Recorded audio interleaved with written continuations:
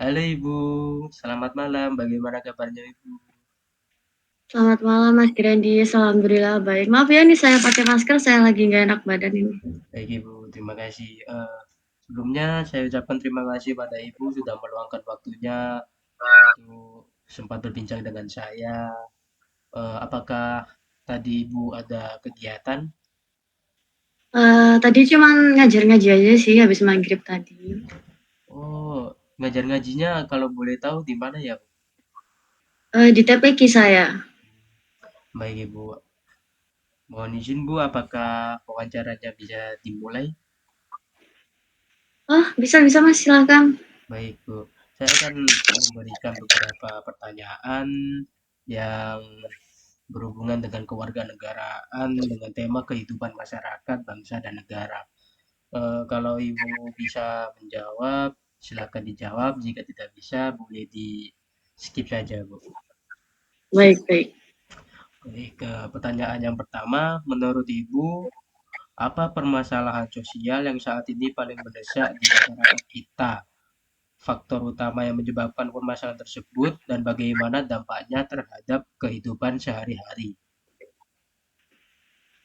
Baik, izin menjawab. Baik, Jadi sebelumnya, menurut saya itu adalah salah satu permasalahan sosial yang paling mendesak saat ini adalah faktor kemiskinan dan juga kesenjangan ekonomi. Jadi faktor utama penyebab tersebut adalah ketimpangan akses pendidikan dan juga layanan pekerjaan yang terbatas, serta ketidakmerataan pembangunan antara kota dan juga desa. Dan juga menyebabkan dampak yang sangat luas, yaitu mulai dari meningkatnya seperti angka kriminalitas dan juga kesehatan yang buruk, serta hingga ketidakstabilan sosial. Baik. eh, kalau menurut Ibu nih ya, kalau kejahatan itu faktornya apa saja ya, Bu?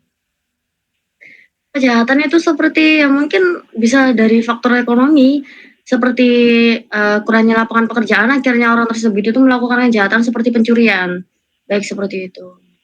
Baik Ibu, bisa dilanjut ke pertanyaan selanjutnya, Bu. Baik, silahkan. Eh, Saat ini kan banyak orang yang berbicara tentang menurunnya rasa kepedulian sosial di tengah masyarakat. Nah, menurut Iya. Ibu, apakah hal ini benar terjadi? Jika iya, apa penyebabnya dan bagaimana cara menumbuhkan kembali kepedulian terhadap sesama?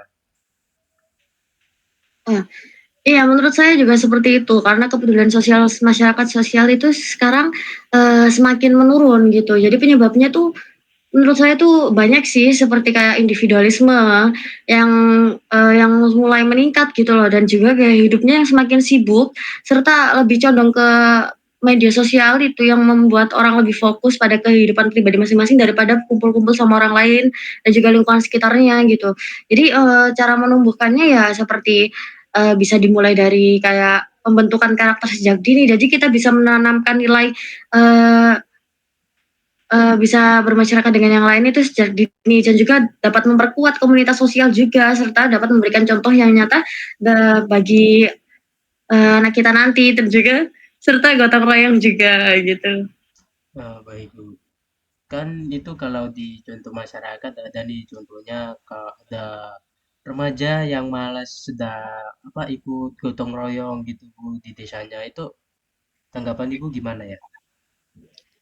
Ya menurut saya tuh mereka tuh lebih condong ke media sosial aja sih, mungkin karena pengaruh media sosial yang cukup, lama dan juga cukup ya itu, menyebabkan sikap mereka dan tumbuhnya adanya rasa individualisme aja gitu, makanya mereka jadi males ikut serta kumpul-kumpul bareng masyarakat lainnya ya disebabkan karena itu.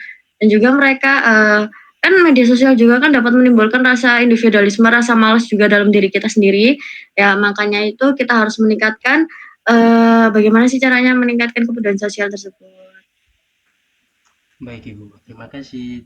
Terus selanjutnya ada pertanyaan. Dengan berkembangnya teknologi dan media sosial, informasi dapat menyebar dengan sangat cepat. Nah, menurut Ibu, apakah media sosial lebih banyak membawa dampak positif atau justru memperburuk masalah sosial dan politik di negara kita? Menurut saya ini, lebih tergantung orangnya ya. Jadi media sosial ini punya dampak positif dan negatif juga. Kalau di satu sisi ini, dampak positifnya ini media sosial dapat menjadi alat komunikasi yang efektif lah ibaratnya. Jadi kalau misalkan kita jarak jauh, kita bisa berkomunikasi melalui media sosial, melalui handphone gitu kan. Dan juga meningkatkan kesadaran akan isu-isu sosial dan juga membantu gerakan, solidaritas.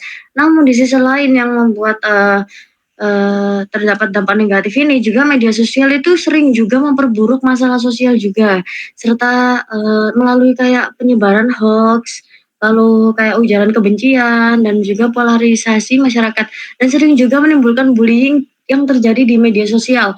Jadi solusinya adalah kita itu harus meningkatkan literasi digital dan juga, meningkatkan kesadaran diri agar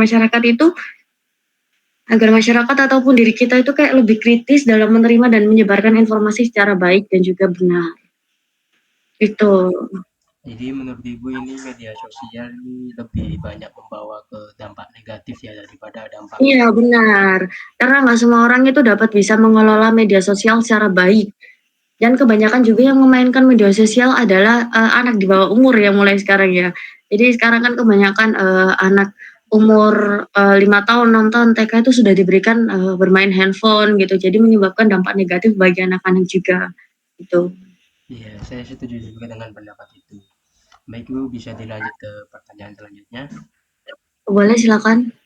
Baik, menurut Ibu, bagaimana cara menanamkan nilai toleransi dalam kehidupan berbangsa ini? Eh, bisa dijawab, Ibu? Cara menanamkan nilai toleransi ya, itu, bisa ditanamkan melalui banyak cara sih sebenarnya. Yang pertama itu seperti, pendidikan gitu ya. Jadi kita harus mengajarkan ke anak-anak itu pendidikan sejak dini, yaitu bukan hanya di sekolah sebenarnya, di rumah juga kita harus menerapkan pendidikan itu. Nah juga selain itu kita juga harus memperbanyakkan interaksi antar kelompok dengan latar belakang yang berbeda, dapat mengurangi prasangka. Jadi kita, janganlah membiarkan anak kita sampai bersikap kayak individualisme gitu. Kita harus menjelaskan bahwa, di Indonesia ini nggak cuman hanya agama Islam saja, jadi banyak agama lain yang berdiri di Indonesia ini. Dan juga seperti kayak pemerintah juga dan juga media sosial itu sebenarnya juga perlu berperan dalam menyebarkan narasi positif tentang keberagaman dan juga persatuan gitu. Baik, Ibu. Terima kasih atas jawabannya. Bisa dilanjut ke Baik, jawaban berikutnya, Ibu. iya silakan. Eh, apa pendapat Ibu tentang kebijakan pemerintah dalam mengatasi masalah ekonomi? Mungkin contohnya seperti banyaknya korupsi atau mungkin UMKM ya ya atau gimana? UMKM atau mungkin pemangkasan yang saat ini sedang ramai. Baik. Jadi kan sebelumnya kan juga pemerintah kan telah melakukan Tuhan kayak banyak upaya gitu kan untuk, mengatasi masalah ekonomi ini. Jadi seperti contohnya meningkatkan investasi, lalu juga memberikan bantuan sosial kepada masyarakat serta mendorong pertumbuhan UMKM. Namun, terdapat juga tantangan yang beragam yaitu seperti inflasi, pengangguran, dan juga daya beli masyarakat yang masih, menjadi pekerjaan rumah.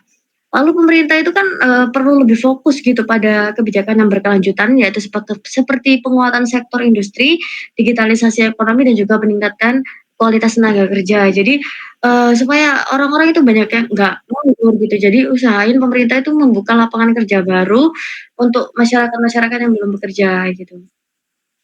Lanjut ke selanjutnya. Oh, bisa bisa, Ini silakan. pertanyaan yang terakhir. Baik baik. Apa harapan Ibu terhadap masa depan bangsa dan negara di Indonesia ini?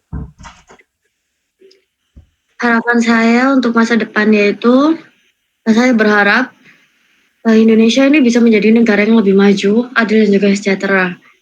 Kan juga karena Indonesia adalah negara hukum. Jadi saya juga ingin melihat masyarakat yang lebih toleran dan juga gotong royong tetap hidup, serta sistem pendidikan terutama itu ya dan juga kesejahteraan yang lebih baik, terutama bagi kalangan anak-anak. Jadi kalau misalkan anak-anak nggak dapat pendidikan dari kecil, nanti besarnya bisa jadi pengangguran dia. Terus juga saya berharap dengan kolaborasi antar pemerintah dan juga rakyat, saya optimis bahwa Indonesia bisa mencapai masa depan yang lebih cerah. Baik seperti itu. Baik Ibu, semoga harapan Ibu dapat terwujud ya Bu. Baik. Ini sudah pertanyaan terakhir. Sebelumnya saya ucapkan terima kasih pada Ibu telah memberikan kesempatannya untuk berbagi waktu bersama saya hari ini, dan Ya, baik. wawasan pengalaman yang Anda bagikan sangat berharga untuk penonton atau untuk saya juga. Saya yakin banyak yang bisa dipetik dari perbincangan hari ini.